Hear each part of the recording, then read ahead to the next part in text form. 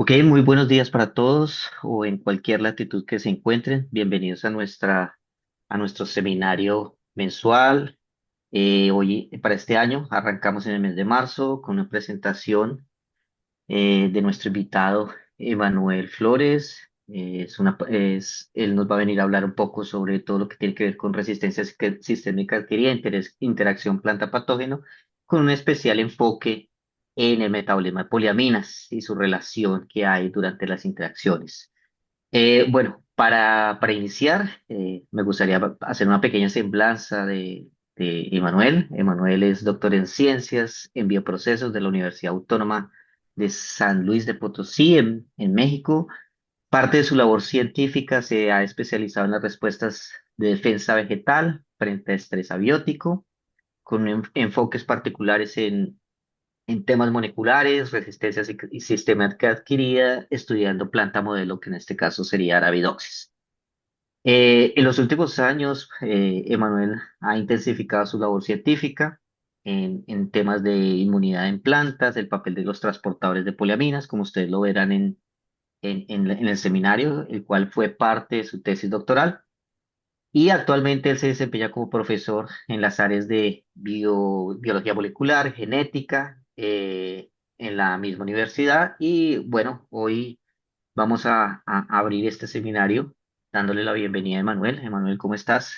Y bienvenido, este Eh, es un espacio. Te recuerdo que más o menos el seminario son unos 45 minutos y unos 15 minutos de preguntas. Entonces, bienvenido y es tu público. de acuerdo, pues muchísimas gracias, Carlos. Pues les agradezco mucho su presencia. Como ya comentaba Carlos, les voy a hablar acerca de la participación del transporte de poliaminas en la resistencia sistémica adquirida y pues vamos a dar inicio con esta parte. Agradezco su asistencia nuevamente.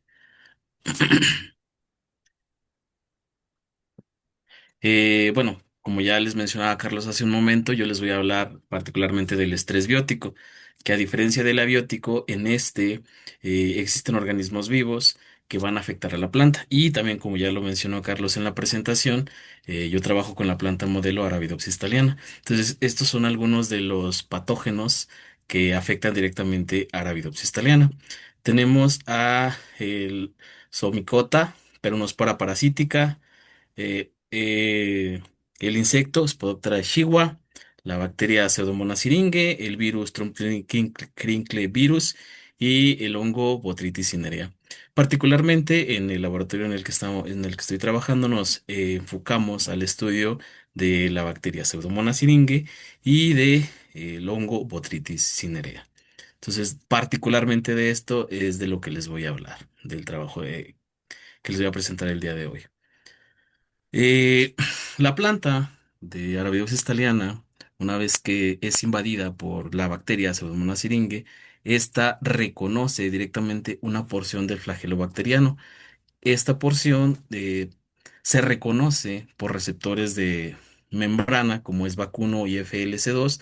Esta interacción genera una respuesta que se conoce como inmunidad mediada por patrones, ya que la flagelina forma parte de un patrón molecular asociado a patógenos o un PAM. Esta respuesta regula la expresión génica para activar genes que favorecen la respuesta de defensa. Sin embargo, en esta evolución de planta patógeno, algunas bacterias, como es el caso de Pseudomonas syringae, Patobartomato DC3000, tienen un transportador de secreción de tipo 3 que va a internalizar una batería de factores de virulencia, generalmente conocidos como efectores, hacia el interior de la célula, con el objetivo de frenar la inmunidad mediada por patrones en un proceso conocido como susceptibilidad desencadenada por esos efectores, que a su vez eh, van a afectar directamente a proteínas como algunas que participan directamente en la formación de la defensa y típicamente se les conoce como guardianes o guardí. Estos efectores van a dañar directamente a estos guardianes para disminuir la respuesta de defensa. Sin embargo, en esta batalla coevolutiva, algunas plantas han sido capaces de generar receptores intracelulares, principalmente como lo son los NBLRR. Estos detectan directamente estas modificaciones que sufren estas proteínas conocidas como Wardy y activan un proceso de defensa conocido como inmunidad mediada por efectores, la cual va a favorecer el proceso de activación genética para fortalecer la respuesta de defensa. A grandes rasgos, este es un sistema de reconocimiento y respuesta entre patógenos y plantas. Sin embargo, como tal, la respuesta de defensa en Arabidopsis consta de múltiples pasos. A continuación, les mencionaré esta lista. No tienen un orden jerárquico ni tampoco de importancia, simplemente es para conocer cómo se están dando estos efectos. Una de las primeras respuestas es la acumulación de hormonas de la defensa que se dividen principalmente en ácido salicílico y ácido jasmónico y etileno. Además de eso, incrementa la transcripción de genes asociados a la respuesta de defensa, como son los PR, PR1, PR3, PR5, y estos van a depender mucho del tipo de patógeno que está afectando la planta. Además de eso, hay una respuesta que se conoce como respuesta hipersensible, que es una muerte celular programada en y alrededor del sitio de penetración del patógeno, con el objetivo de frenar su crecimiento, limitarlo de nutrientes y hacer que esa zona, que a final de cuentas va a generar una necrosis en la planta, termine por eliminar al patógeno. Asimismo, para evitar la entrada de más patógenos a la planta, también se produce el cierre estomático, el incremento de especies reactivas de oxígeno, la acumulación de iones como el calcio para la señalización, el óxido nítrico que también participa en este proceso, señalización dependiente de quinasas, ya sea activadas por mitógeno o dependientes de calcio, y la síntesis de compuestos antimicrobianos como son las fitoalexinas. Todo este proceso se da a nivel local. Sin embargo, eh, existe un proceso donde la planta se previene contra futuras infecciones que se conoce como resistencia sistémica adquirida, que se da a nivel distal. Entonces nos vamos a enfocar un poco más en esta respuesta. Tenemos que la resistencia sistémica adquirida es un proceso que se da posterior a una primera infección. Esta primera infección lo que hace es un priming o cebado desde el nivel local hasta el nivel distal para prevenir a estos tejidos distales ante una posible reinfección.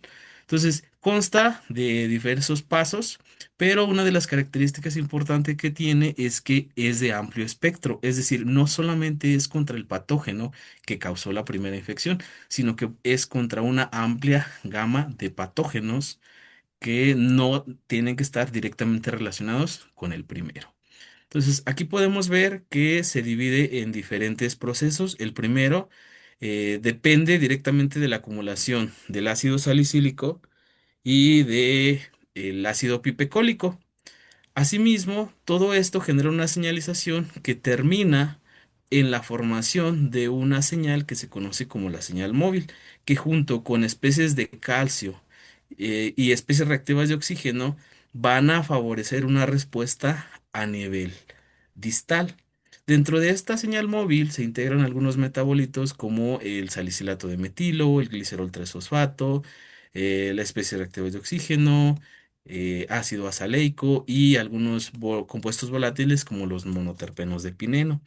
Todos estos van a impactar a nivel distal, donde inducen nuevamente la acumulación de ácido salicílico y pipecólico, que a su vez fortalecen el regulador maestro de lo que es la resistencia sistémica adquirida, que es NPR1, y este a su vez puede activar directamente la SAR. Sin embargo, también hay algunas proteínas que mantienen esta respuesta distal contenida, ya que una respuesta inmune activa impacta directamente en el crecimiento y la productividad de las plantas. En este caso, una de estas enzimas es la UGT76B1, que es una glicosil transferasa que inactiva directamente al ácido salicílico y pipecólico. Entonces, ya con esta información, recientemente se han descrito más y nuevos integrantes dentro de esta señal móvil. Uno de los que a nosotros nos interesa es la putrescina, que forma parte de las poliaminas. Estas son moléculas, como podemos ver en la imagen, son alifáticas, tienen cationes, ya que tienen grupos amino que a pH fisiológico se pueden protonar. Tenemos la diamina putrescina, la triamina espermidina y la tetraamina espermina. Estas participan en múltiples procesos en la planta, entre los que encontramos aquellos que están relacionados directamente con su crecimiento y desarrollo, en procesos que van desde la germinación, el crecimiento, la floración, la senescencia y la formación de las semillas, aunque también están involucradas directamente en el estrés tanto abiótico como biótico. Procesos como el frío, la sequía, la temperatura alta y la salinidad en muchas de las ocasiones son revertidos, al menos parcialmente, por lo que son las poliaminas y participan directamente cuando la planta está en una interacción con un patógeno, ya sea bacterias o hongos. Entonces, a grandes rasgos, las poliaminas son importantes para la supervivencia vegetal, específicamente hablando de Arabidopsis thaliana. En esta se ha descrito que estas poliaminas tienen que movilizarse para generar su efecto y para ello depende de transportadores como los transportadores ATPUT. Estos son transportadores de captación de poliaminas, no son específicos de las mismas ya que también pueden transportar al aminoácido leucina y tienen diferentes localizaciones al interior de la célula. En cloroplasto podemos encontrar a ATPUT2 y a ATPUT3, en membrana plasmática ATPUT3, aparato de Golgi ATPUT2 y ATPUT1 y ATPUT5 las podemos localizar en retículo endoplásmico.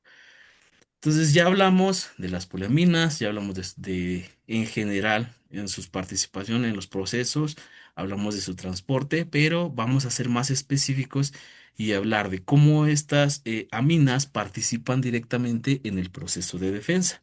Se sabe que cuando hay una infección por un patógeno, las poliaminas a nivel local incrementan. Este incremento en las poliaminas libres se puede deber directamente a un incremento en la síntesis de poliaminas y a su vez estas poliaminas libres se pueden conjugar con ácidos hidroxicinámicos, generando poliaminas conjugadas, las cuales tienen un efecto directamente antimicrobiano. Además de eso, estas poliaminas libres también se pueden catabolizar mediante poliaminoxidasas o diaminoxidasas, generando como uno de los subproductos el peróxido de hidrógeno, el cual puede actuar directamente como antimicrobiano o bien reforzar la pared celulosa de la pared celular a través de la deposición de calosa, inducir el cierre de estomas para evitar el reingreso de patógenos e inducir la respuesta hipersensible. Además de eso, las poliaminas libres también son capaces de inducir, junto con el peróxido de hidrógeno, la expresión génica de genes como NHL10, que éste participa directamente en la inducción de la respuesta hipersensible. Asimismo, se ha involucrado o se ha visto que las poliaminas pueden regular hormonas importantes en la defensa, como es el ácido salicílico, y que éste también tiene un impacto directo en la acumulación de las poliaminas libres. Y aunque parezca sorprendente, también hay registros donde el propio patógeno puede meter poliaminas al huésped, aumentando su virulencia. Y como les mencionaba hace un rato, eh, existe un reporte que la putrescina es capaz de generar una respuesta similar a la resistencia sistémica adquirida. Con todo esto en mente, nosotros estuvimos trabajando con transportadores de poliaminas, con poliaminas, y logramos publicar este artículo. El Polyamine Uptake Transport 2 is essential for systemic acquired resistance establishment in Arabidopsis en la revista Planes 3. Y es justamente de este artículo del que les voy a dar mi plática el día de hoy. Les platico un poco acerca de cómo se hizo el procedimiento para lograr este trabajo. Nosotros trabajamos con plantas de 6 semanas, crecidas en condiciones de día corto, es decir, 8 horas de luz, 16 horas de oscuridad, que es el fotoperiodo clásico para los experimentos de resistencia sistémica adquirida en Arabidopsis. Y nosotros hacemos una infiltración. Esta infiltración es en el en vez de la hoja con una jeringa sin aguja. Entonces, aquí están los diferentes escenarios que nosotros proponemos para la exploración y estudio de la resistencia sistémica adquirida. En el primero es la suplementación a nivel local, que es la primera infiltración en 3 hojas locales de Arabidopsis thaliana y se da con el MOC. 6, 24 o 6 o 24 horas posteriores a esta primera infiltración, se corta el tejido y justo con este tejido distal es con el que trabajamos. En el caso de la segunda infiltración, bueno, esta primera sería el blanco o nuestro punto de referencia. En la segunda, nosotros vamos a inocular con la bacteria. Esta bacteria, nosotros proponemos que genere esta señalización y se sabe que la genera para prevenir al tejido distal acerca de una posible reinfección. Esto para ver si la activación de la resistencia sistémica adquirida se estaba dando. Y igual, 6 y 24 horas posteriores a la primera infiltración, se colecta este tejido distal. Posteriormente, a 48 horas posteriores a la primera infiltración, hacemos una segunda infiltración. En este caso, es únicamente del tejido distal que ya fue previamente infiltrado, ya sea con el MOC o con la bacteria. En ambos casos, infectamos con las pseudomonas y para esta segunda infiltración colectamos simplemente para tener una referencia de lo que pudo o no haber inducido el MOG y para saber si la resistencia sistémica adquirida se estableció en el caso de esta segunda ventana. Entonces, todo esto es para evaluar la resistencia sistémica adquirida. Un escenario similar lo utilizamos para la suplementación con poliaminas, que en este caso igual es el MOC, pero en este caso son las poliaminas, que son la putrescina, la espermidina y la espermina, y nuevamente colectamos 6 y 24 horas a nivel distal sin ninguna infiltración, y 6 y 24 horas posteriores a la segunda infiltración con la bacteria, en este caso. Entonces, dentro de los resultados que obtuvimos, el primero nos habla acerca de la resistencia sistémica adquirida. Podemos ver particularmente en el ecotipo silvestre, en el wild type, que posterior a una primera infección, en el caso de la reinfección, los títulos bacterianos van a disminuir. Y este mismo escenario, donde la resistencia sistémica adquirida se activa y se establece, lo vamos a ver para la mutante PUT1, la mutante PUT3. Sin embargo, este escenario no lo vamos a observar ni para las mutantes PUT4 ni para la mutante PUT5. Asimismo, y pareciendo todo lo contrario, en el caso de la ATPUT2 podemos observar que esta, en una primera infección, es resistente. Sin embargo, ante una reinfección, esa resistencia se pierde completamente en un escenario completamente diferente a los que regularmente solemos encontrar para la resistencia sistémica adquirida. Cuando generamos las sobreexpresoras de este transportador, que fue el que se nos hizo más interesante de todos los fenotipos encontrados, pudimos notar que eh, las sobreexpresoras son resistentes a nivel local y también disminuyen sus títulos bacterianos respecto a la segunda inoculación, como podemos ver aquí en la imagen. Todo esto lo hicimos con una cepa virulenta de Pseudomonas syringae. En este caso, estamos probando lo que es la inmunidad mediada por patrones. Para saber si esta también se daba ante la inmunidad mediada por efectores, decidimos probar una cepa avirulenta que produce un efector que es reconocido directamente por Arabidopsis thaliana. En este caso, el efector es ABRRPT2 y podemos observar que el resultado es exactamente el mismo, al menos en la tendencia, respecto a lo que habíamos observado previamente en la inducción de PTI para la mutante PUT2. Como les mencionaba hace un rato, la resistencia sistémica adquirida es de amplio espectro, es decir, no solamente es contra el mismo patógeno, sino contra patógenos que no están directamente relacionados. Y para probar esta respuesta, si es que también se perdía en nuestras líneas mutantes, nosotros utilizamos a hongo necrotrófico Botrytis cinerea. En este caso, eh, podemos observar tanto en la gráfica como en las imágenes que a 48 horas posteriores a la inoculación, el tamaño en la lesión del wild type, cuando solamente se tiene el MOC, podemos ver que la lesión es más grande, no está contenida, sino que como que empieza a dispersarse. Cuando tenemos esa primer infección, y hacemos una reinoculación. En este caso podemos observar que la lesión está perfectamente delimitada y que es más pequeña que en el caso de cuando no tenemos esa primera infección. En el caso particular de la mutante, podemos observar que ese fenotipo de resistencia bajo este escenario se mantiene también para nuestra mutante respecto a Botrytis cinerea. Sin embargo, podemos notar que cuando hacemos una activación y buscamos el establecimiento de la resistencia sistémica adquirida, esta se pierde completamente, como se observa también en la gráfica. Es decir, la ausencia del transportador de poliaminas ATPU2 no solamente repercute en la pérdida de la resistencia sistémica adquirida, sino que también genera la pérdida de la resistencia sistémica adquirida de amplio espectro. Con toda esta información, nosotros decidimos hacer una secuenciación de RNA de la mutante y de la wild type para ver cuáles diferencias a nivel de genes se tenían respecto a este escenario.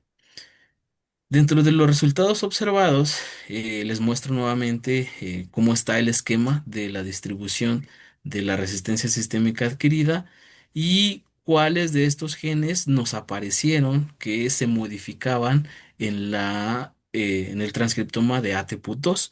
Podemos ver que toda la parte central de la señalización y acumulación de metabolitos importantes del azar se modificaba.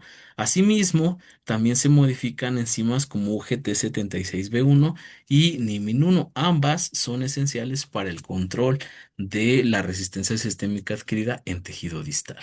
Entonces, con todo esto, aquí esta es una de las figuras importantes del artículo. De todas estas les voy a mostrar algunos en particular. En este caso, vamos a observar a PR1, que podemos ver que PR1, este es un gen que responde directamente a la infección. En wild type lo vemos que incrementa directamente cuando tenemos la infección, ¿sí? En este caso lo podemos ver aquí. Es decir, tenemos en nivel local no hay nada, a nivel distal hacemos la primera infección y podemos observar que PR1 crece. Para el caso particular de cuando tenemos la reinfección, vemos que a 24 horas estos niveles ya están bajando, es decir, la respuesta es más rápida respecto a cuando no tenemos esa primera infección. Caso contrario a lo que sucede en el mutante PUTOS, que podemos observar que sí, en la primera infección a nivel distal, los niveles de expresión de PR1 están muy aumentados. Sin embargo, ante la reinfección, estos niveles siguen siendo altos. Es decir, pareciera que existe un retraso en la señalización mediada por PR1, que es un gen que responde al ácido salicílico, una de las hormonas claves en el establecimiento de la resistencia sistémica adquirida y en general del proceso de defensa contra Pseudomonas syringae. Además de eso, exploramos, bueno, les muestro también aquí FMO1. Este genera una enzima que participa en la producción de N-hidroxipipecólico, que es un metabolito que junto con el ácido salicílico fortalecen y activan la resistencia sistémica adquirida. Y se aprecia un caso similar. Es decir, pareciera que en la mutante PUT2 no hay ese efecto de que tenemos como en el caso de la wild type, donde ya estos niveles disminuyeron, aquí todavía permanece aumentado. Observamos tanto la UGT como Nimin 1 respecto a cómo se encontraban y podemos observar nuevamente que en la mutante PUT2 estas están sumamente inducidas en factores muy altos, tanto para UGT como para Nimin 1, es decir, estas están muy activas. Pareciera que la batalla entre el crecimiento que está favorecido por UGT 76B1 y NIMIN 1 y el proceso de defensa que está favorecido por PR1 y FM1 están en una lucha constante.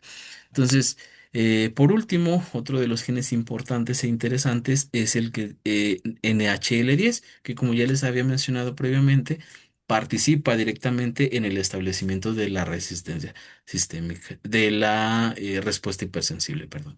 Y podemos observar que para la mutante también está bastante elevado.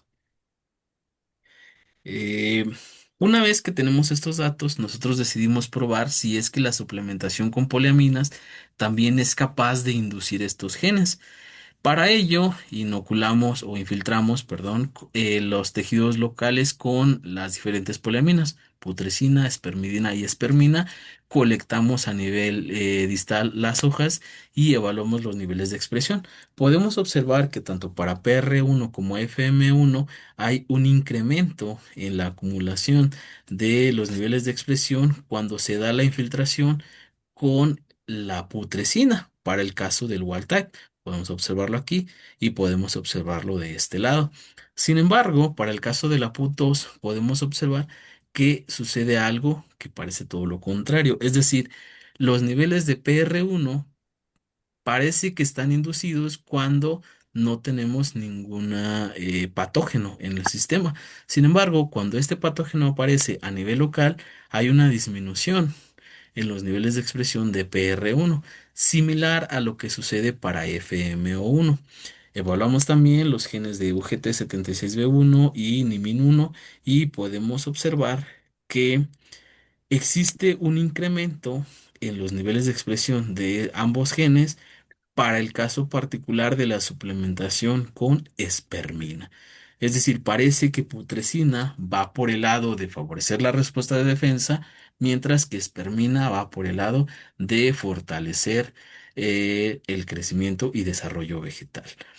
Por último, tenemos NHL10, que este también es inducido por putrescina, aunque en el caso particular de la mutante PUT2 no se induce, sino por el contrario, se empiezan a reprimir estos niveles tras la suplementación con las poliaminas. Eh, ya sabiendo todo esto, ya sabiendo que las poliaminas son capaces de estimular genes que participan en la respuesta de defensa y en el establecimiento de la resistencia sistémica adquirida, decidimos probar si la suplementación específicamente con putrescina nos genera una respuesta similar al azar. Y podemos observar que para el wild type, como ya habíamos apreciado en la primera imagen que les mostré de los resultados, que con PCT, es decir, con la bacteria, disminuyen los títulos bacterianos, pero también casi de manera similar lo hacen tras la suplementación con la putrescina. Caso contrario a lo que sucede con el PUT2, pero aquí podemos observar, como ya les había documentado previamente, las pseudomonas omite esta resistencia local, pero cuando suplementamos con putrescina, estos valores no cambian. Es decir, parece que la putrescina no estuviera viajando desde el tejido local hacia el tejido distal para establecer una señalización como si lo hace para el wild type. Y este escenario del wild type también lo observamos en las diferentes líneas de sobreexpresión.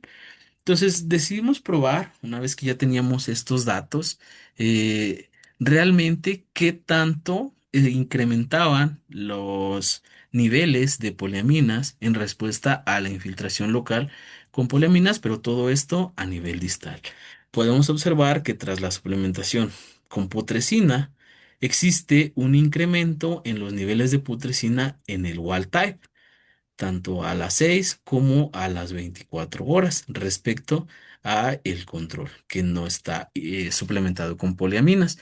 Pero en el caso de la mutante PUT2, eso no sucede. Es decir, en lugar de que los niveles de putrescina a nivel distal incrementen, estos parecen disminuir.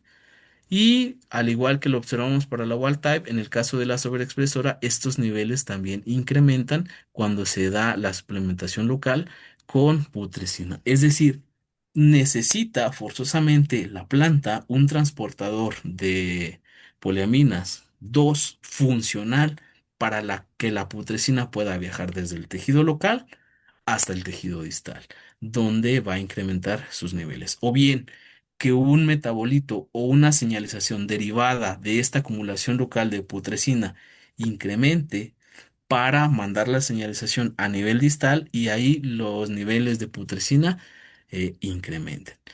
En el caso de la espermina, podemos observar que no hay cambios tan importantes. Lo mismo sucedió para la espermidina. Es decir, todo esto, o podemos darnos cuenta que el transportador ATP2 es específico o tiene más relación directamente con lo que es la putrescina.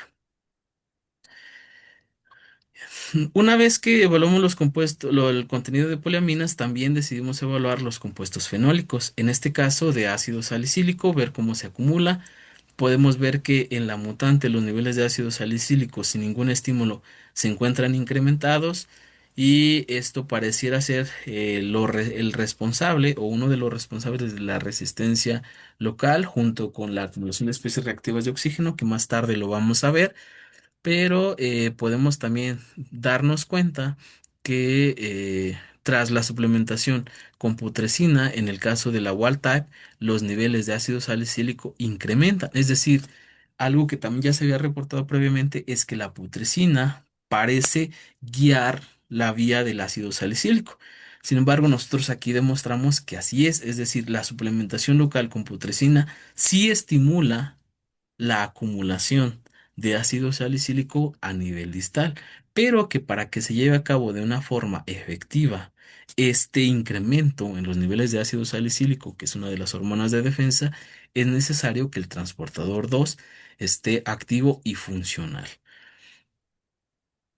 Y por último, dentro de estos compuestos fenólicos también evaluamos el ácido salicílico glicosilado, es decir, el producto de eh, la enzima UGT76B1, que para favorecer el crecimiento vegetal lo que hace es que inactiva a los metabolitos de defensa, como es ácido salicílico y ácido pipecólico. A ambos para inactivarlos, pero para mantenerlos almacenados ante una futura reinfección, lo que hace es glicosilar. Y esta glicosilación podemos observar que es eficiente tras la suplementación con putrescina a nivel local a las 24 horas. Es decir, una vez que se establece o se señaliza para esta respuesta similar a la resistencia sistémica adquirida, esos niveles altos de ácido salicílico se regulan a través de la glicosilación para el caso del wild type y es un poco menos efectiva para el caso de la PUT2, pero igual de eficaz que en el wild type para la sobreexpresora de la mutante, del PUT2, del gen PUT2. Por último, decidimos evaluar cambios metabólicos tanto de la putrescina como de la espermidina, bueno, que son las que tuvieron resultados más interesantes una vez que se da la inducción de la resistencia sistémica adquirida. Podemos ver que la putrescina efectivamente se acumula cuando hay una reinfección. Es decir, pues niveles de putrescina en el wild type son altos, luego disminuyen, pero cuando hay una reinfección, estos empiezan a incrementar. ¿Sí? Y algo diferente sucede para la mutante PUT2, donde estos niveles sí están altos, pero la incremento en los niveles de putrescina únicamente se dan cuando no hay una reinfección. Cuando existe esa reinfección, esos niveles tienden a bajar. Y algo similar sucede para la espermidina, que son altos los niveles en un principio, luego se da esa inoculaciones y estos niveles tienden a disminuir.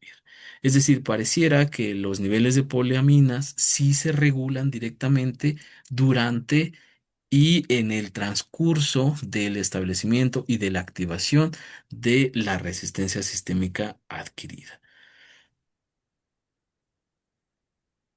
Al igual que sucede con la acumulación de ácido salicílico, donde podemos observar que también hay un incremento, como ya lo habíamos mencionado cuando veíamos las enzimas, bueno, los genes que participan que van a dar origen a las enzimas de síntesis del ácido salicílico como PR1, que hay un incremento cuando se da la reinfección para el caso del wild type. Y esto lo podemos observar también en la PUT2, pero en este caso podemos observar que en la reinoculación a las 6 horas estos niveles de ácido salicílico están incrementando, pero luego caen drásticamente. Y para el caso de la PUT2 de la sobreexpresora, estos niveles se mantienen como un poco más constantes. En el caso de estos niveles se mantienen más constantes, pero también es porque este ácido salicílico pareciera que se está almacenando a través de la glicosilación. Podemos observar aquí que incrementa de forma o de mayor manera en el caso de la wild type y de la sobreexpresora estos niveles de ácido salicílico glicosilado para almacenarlos, mientras no lo hace así en el caso de la mutante PUT2. Con toda esta información, decidimos probar ahora si también tendría una implicación directa la acumulación de especies reactivas de oxígeno. Vemos en esta primera imagen que cuando solamente tenemos el MOC no hay un cambio como tan importante, ni en la wild type ni en la mutante PUT2 a 24 horas posteriores a la inoculación.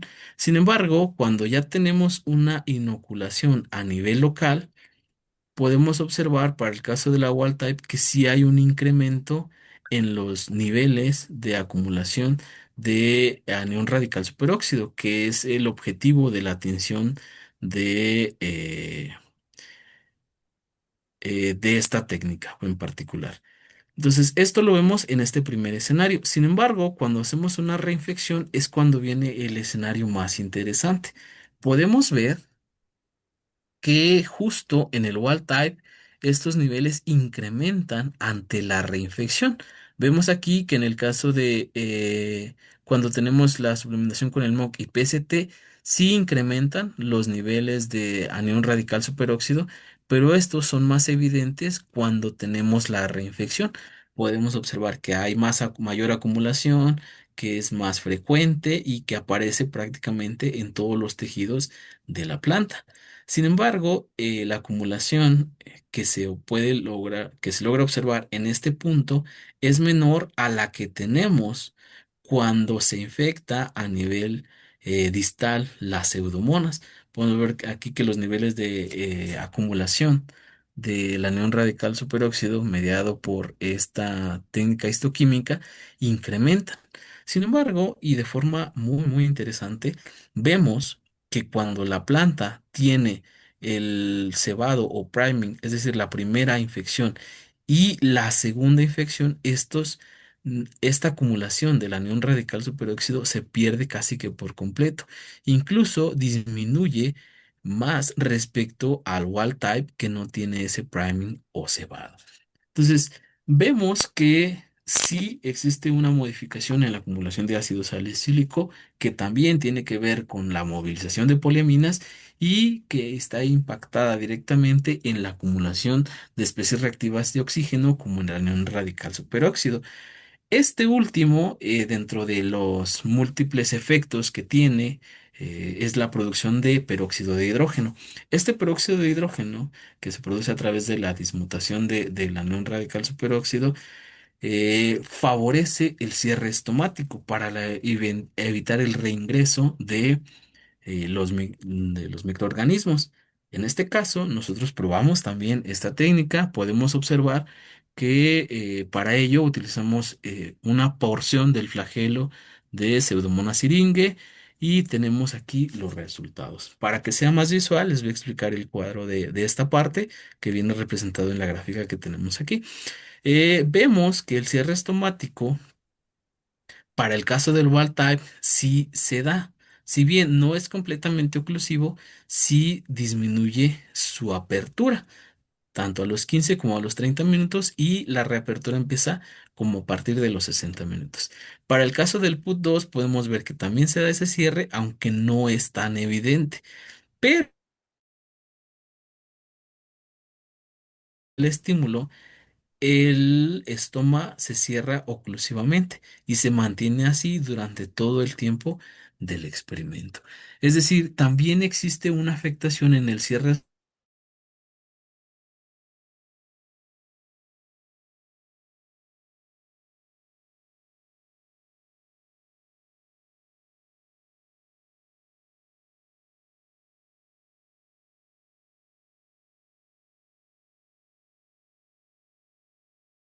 La mayoría, la mayoría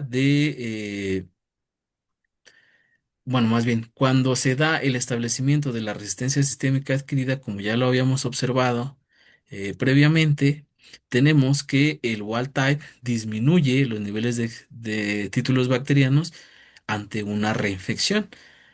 Entonces, la primera de los escenarios de pérdida de la resistencia sistémica adquirida tiene que ver directamente con esta resistencia distal, es decir, esta resistencia distal se pierde y este es el escenario más común que podemos observar en la mayoría de los artículos publicados, donde simplemente se pierde la resistencia sistémica adquirida, pero la resistencia local se mantiene.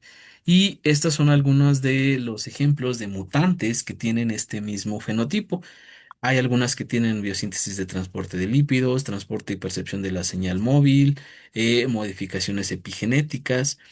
Entonces, esa es una de las más comunes. La otra que también sucede es cuando los niveles de expresión, perdón, los niveles de la acumulación de la bacteria o de los títulos bacterianos incrementan en ambos casos, es decir, se pierde la resistencia local y que sería el escenario B, es decir, podemos comparar respecto al wild type que estos títulos bacterianos están elevados tanto en la que tiene el priming o cebado como en la que no lo tiene.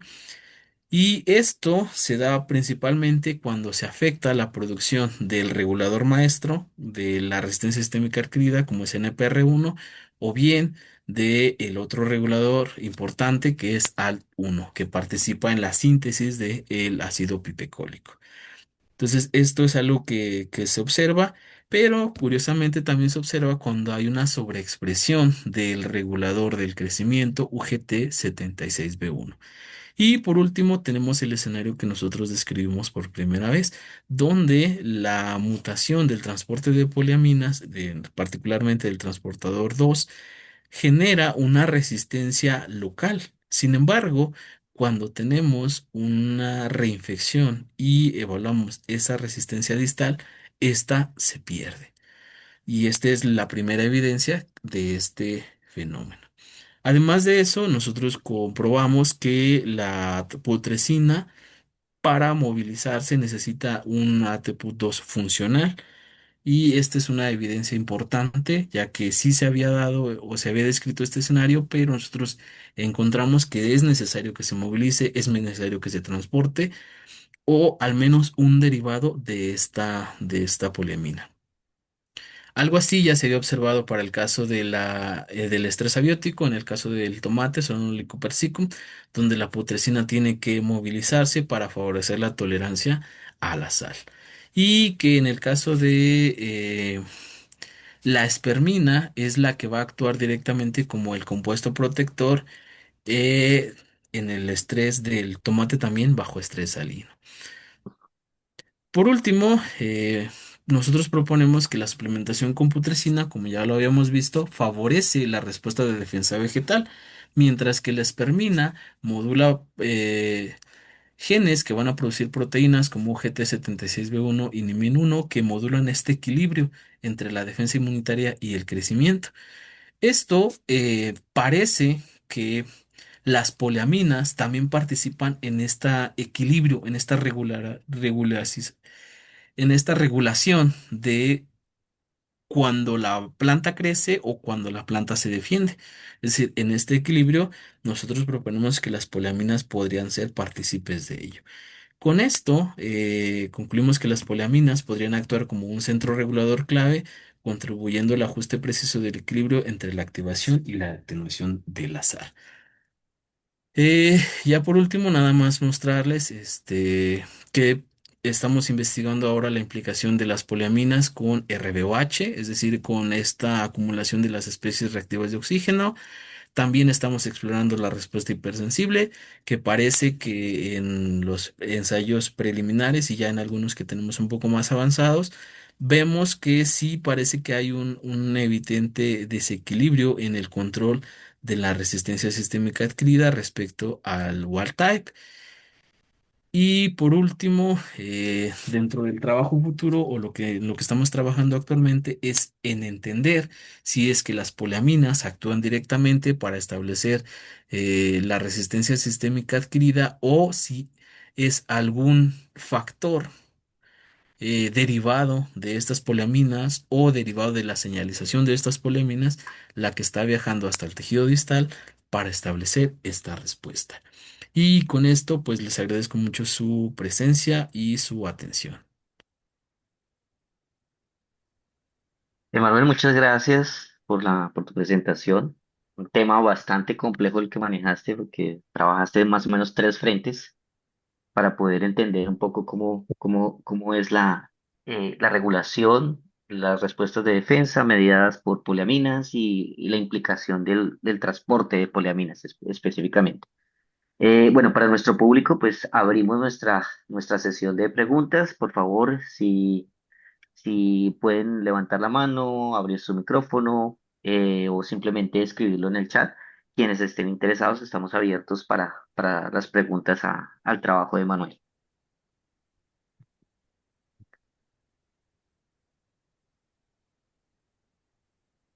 Dale, Gerardo. Sí, Manuel, muy interesante tu charla.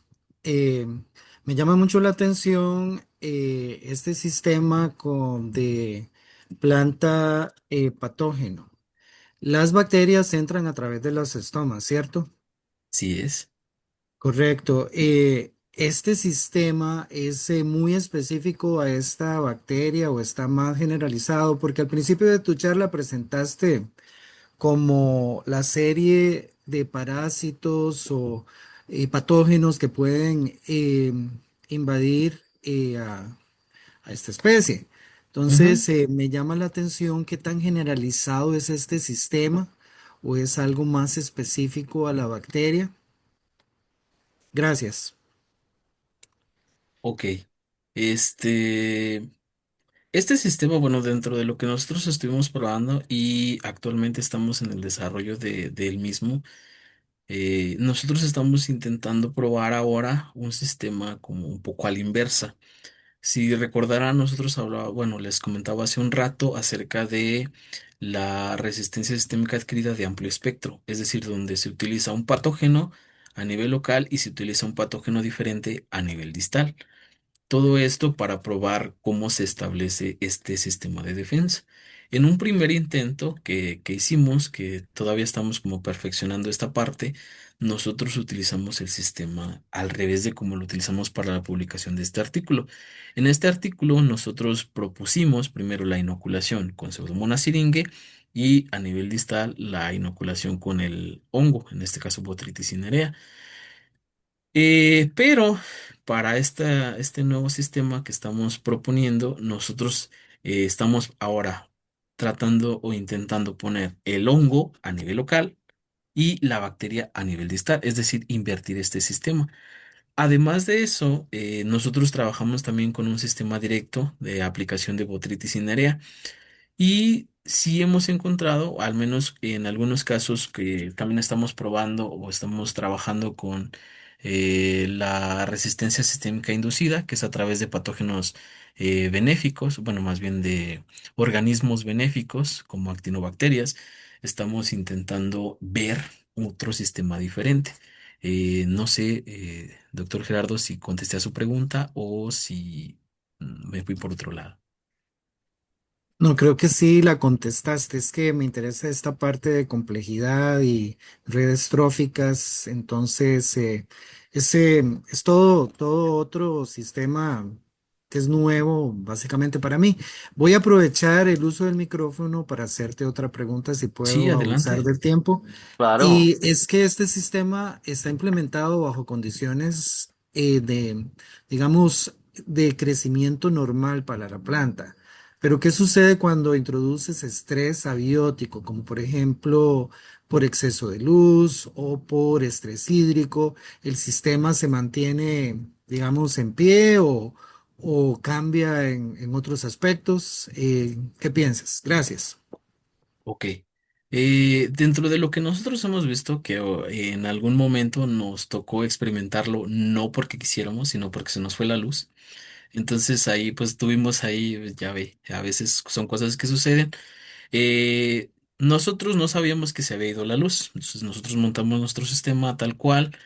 Regularmente este sistema nosotros lo empezamos los lunes porque pues es un sistema un poquito tardado, ya a Carlos le tocó trabajar conmigo en esa parte y recordará que pues hizo es como una semana completa, ¿no? De estar trabajando en este sistema.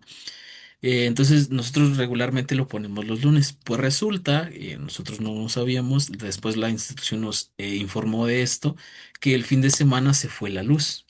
Entonces nuestras cámaras de crecimiento pues estuvieron sin electricidad y al faltar esta electricidad justamente pues las plantas se estresaron. Entonces nosotros el día que llegamos pues sí las vimos un poco diferentes, pero pues no tuvimos ninguna información ni nada. Probamos nuestro sistema, montamos todo y encontramos que sí había diferencias en lo que habíamos reportado y encontrado previamente. Entonces, pues estuvimos viendo qué pudo haber pasado, exploramos lo de la bacteria, vimos que si fuera la bacteria que normalmente trabajamos, que estuviera todo tal cual como lo hacemos, evaluamos nuevamente que la bacteria hubiera crecido, todo bien, porque lo que encontramos es que como que las plantas sí eran más susceptibles cuando ya tenían un estrés previo. Entonces, a final de cuentas, a los pocos días la institución, o bueno, hubo un problema con otro equipo que es, ese sí es estrictamente, tiene que estar regulado los picos de electricidad que tiene. Entonces reportó un problema y ya fue que se preguntó y pues justamente los vigilantes de la institución comentaron eso, que no había habido electricidad ese fin de semana previo y le digo, no fue directamente, es decir, nosotros no lo hemos probado experimentalmente y bajo una condición o regla particular, pero sí encontramos que un estrés extra, en este caso por luz y por temperatura, porque pues al final de cuentas no tenía ni su temperatura ni su luz ideal la planta, sí genera una alteración directa en los niveles de acumulación del patógeno, en este caso Pseudomonas syringae. Ok. ¿Alguna otra pregunta? Bueno, Emanuel, yo tengo una, dos, tres, yo creo que unas dos preguntas técnicas. Sí, adelante, Carlos. Eh, para las circulaciones con pseudomonas, ¿hubo cambios en la concentración de unidades formadoras de colonias? En la primera y en la inoculación inicial Ujú, en la reinoculación. Esa es mi primera pregunta. Mi segunda ok, pregunta, ¿cuál fue la concentración de poliamina en la suplementación? ok. Bueno, vamos para la primera pregunta. Nosotros trabajamos con dos concentraciones diferentes de bacteria. Eh, a nivel local, la concentración de la bacteria regularmente nosotros la tenemos más alta.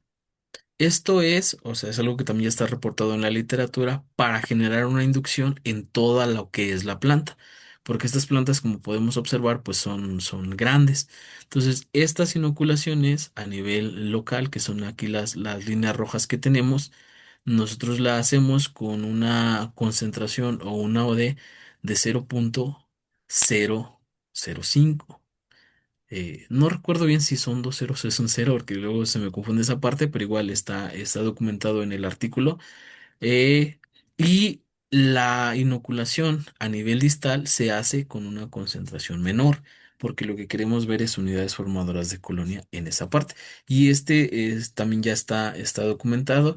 De hecho, nosotros sí tuvimos que elevar un poco la concentración de la bacteria, dado que nuestro sistema, con los valores reportados previamente, pues no nos salía a las concentraciones que regularmente están reportadas en la literatura. Entonces nosotros decidimos elevarlo un poquito a 0 punto, aquí sí son tres ceros y un 5, de una concentración de OD, es decir, de densidad óptica 600. Y pues sí es una concentración mucho más baja, pero los niveles de concentración de bacteria al final obtenidos son similares a los reportados en la literatura. Entonces, por eso decidimos mantener esos valores. Ok. Y respecto a la segunda pregunta que me hacías, en un trabajo previo de una de nuestras colaboradoras, allá por el 2011, encontró que para un nivel de una sobreexpresora de poliaminas, los niveles de concentración de estas llegaban aproximadamente a 50 milimolar y justo en esa concentración es donde decidimos ponerlo. Algo que hay que recalcar es que para el trabajo previo donde se ve reportada la putrescina como moduladora de esta respuesta que es similar a la resistencia sistémica adquirida, ellos utilizaron 500 milimolar, es decir, una concentración mucho más alta que la que nosotros tenemos.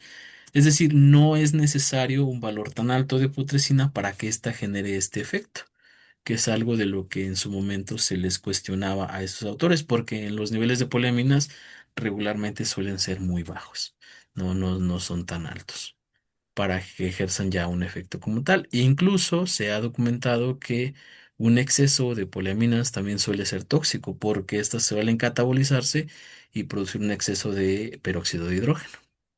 Esa información es bien importante porque pues hoy en día estamos caminando hacia el uso de los bioestimulantes, ¿no? Y entre ellos están las poliaminas y otros metabolitos que dentro de su función endógena, ellos son activos en concentraciones bajas. Entonces, Ujú. y lo que tú dices, la mayoría de esos metabolitos en concentraciones altas pueden ser tóxicos para la planta. Entonces, eso es como el panorama que tenemos hoy en día en bioestimulación, que es probar las concentraciones funcionales. Eso no quiere Sí. decir, como siempre lo vemos en agricultura, que aplicar más garantiza un mejor efecto. Entonces, eso es bien interesante saberlo, probarlo y demostrarlo. Sí, más que nada porque nosotros también estábamos buscando que fenotípicamente cuando hiciéramos la infiltración, como es, pues a final de cuentas es una bomba de poliaminas, no en un tejido, lo que estuvimos viendo es que no tuviera un efecto directo sobre el fenotipo de la planta, es decir, que no se hiciera clorótica, que no se marchitara, que no, o sea, fuera tal cual, igual a si le infiltráramos el MOC. Entonces es algo que vimos que no generaba como un efecto marcado con esa concentración. Lo hicimos, probamos y pues sí vimos que incluso también en el caso del wild type, esa infiltración local sí estimulaba una acumulación distal. Entonces sí tenemos un efecto en esa concentración. Ok. Bueno, Emanuel, muchas gracias. No sé, Marco o Elenis, si tienen alguna pregunta y si no, pues entonces damos por finalizado nuestro seminario. Una vez más, Emanuel, muchas gracias por compartir contigo, con nosotros, con nuestra comunidad tus resultados y bueno, y como para el grupo en general, estamos siempre abiertos a escuchar nuevas propuestas, nuevos trabajos y invitarlos a nuestros seminarios mensuales, trayendo cosas nuevas de nuestra comunidad latinoamericana, trabajando en ciencia de plantas. Una feliz tarde para todos y un resto de semana bien interesante. Muchas gracias a todos por su asistencia. Y muchas gracias, Muchas que tengan buen gracias, Y, día. Emanuel. y recuerden siempre que todas nuestras charlas siempre van a estar en nuestro canal de YouTube. Hasta luego. Hasta